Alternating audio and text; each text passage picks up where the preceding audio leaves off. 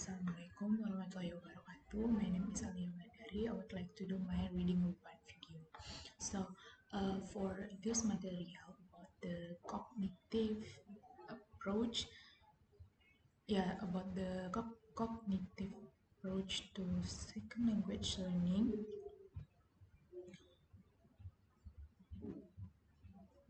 Sorry, I forget the cognitive learning theory. I would like to make what I already read about that material.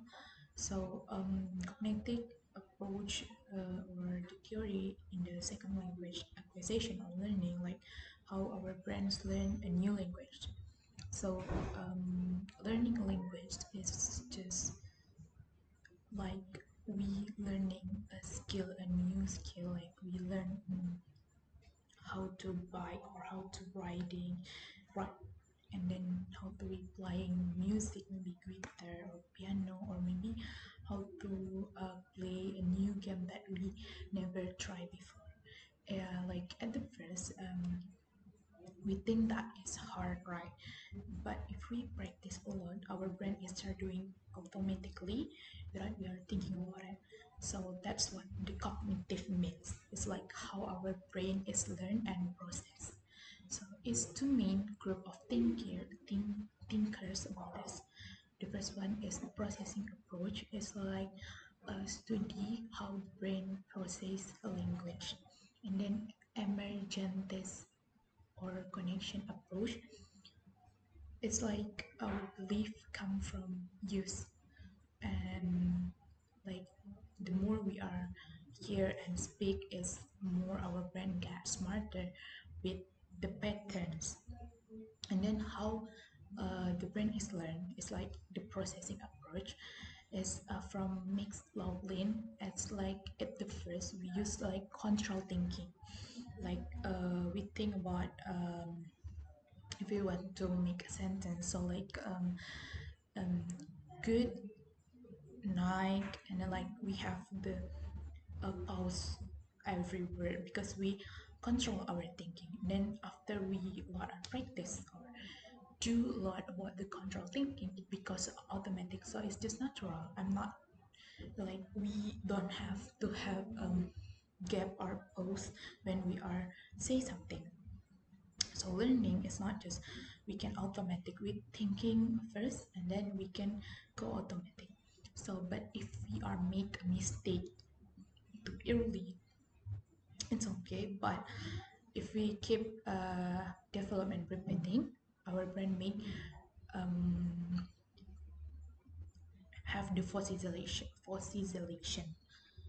And then the thinker system from Anderson is like ES. I don't know, it's E model or EST model. So it's like we learning happens in three stage, like just like we learning how to write something and how to reading write. The first one is cognitive stage. It's like we know the rule, like we must as when we are use she or he. And then associative stage, like we practice the rule, and then after that we use that without we thinking. Like we think that first, like he is cause, where we are as in the end of the word, and then we already think that and we already know the answer, then we automatically use that. So Andresen also said that it's two kinds of knowledge. The first one declarative, like we knowing what the rule is, and then procedural, we knowing how to use it automatically. And then the learning strategy is like we can also learn how to learn. You can also learn how to learn. So for example, like we can taking notes, and then we can ask the question, and then we can work with our friend maybe, and we can do the practice or replay. So we can use this strategy often, and it can become automatic. And then also from Toll and Hawkins, if I'm not wrong, is they mix grammar theory and brain theory. Like the grammar helps we know the language and then can process how we to use it fluently. So the real fluency is like we can automatic grammar use without thinking first, and then processibility theory. It's like we cannot learn all grammar at once. So if our brain has to follow a natural order, it's like we are climbing a stairs. First is words, second is short phrase, the third one is full sentence. After that, we can get the complex sentence. So a teacher can only teach what our brain is ready to learn. It's called teach, teachability hypothesis.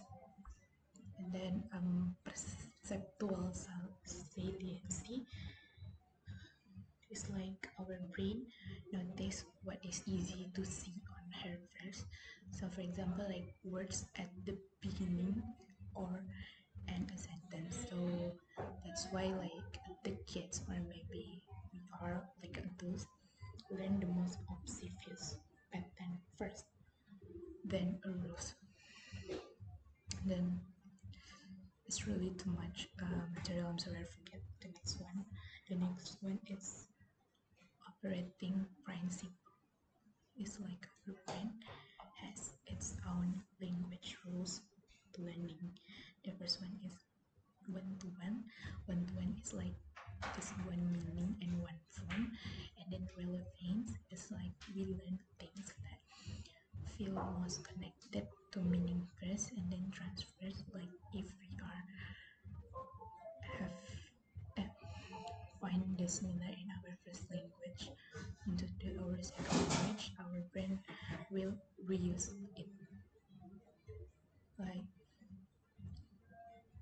the kids is also says go wet with it in the end instead of when, because uh, they are they don't know about the another word offered to.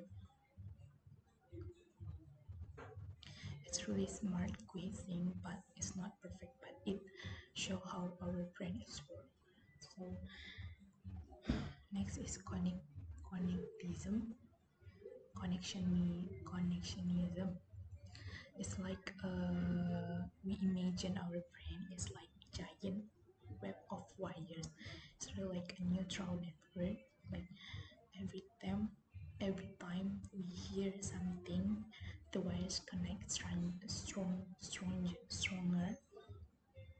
So we don't learn from memorizing rules, but we learn from seeing and hearing the patterns. So not the rules. Like I said before, we not use the grammar, but we use the patterns. Like the previous example, like the people use ed, it means that it's past tense. And then yeah, I think that's all that I already learned. I'm really confused because I don't have the learning focus, so I just learn about the main point or the key point that I think I should learn from from the reading, from the reading report. So what I get is learning a second language is training our brain to handle a new patterns, and then the practice turns thing into the automatic, and then we cannot skip the levels. Our brain is should learn step by step, and then the mistake is really normal because it's part of learning, and then the more we are here repeat, it's more stronger our brain is connection. And then language is not about memorizing the rules, but it's about using the pattern will stick in our brain. I think that's all from me. Wassalamualaikum warahmatullahi wabarakatuh.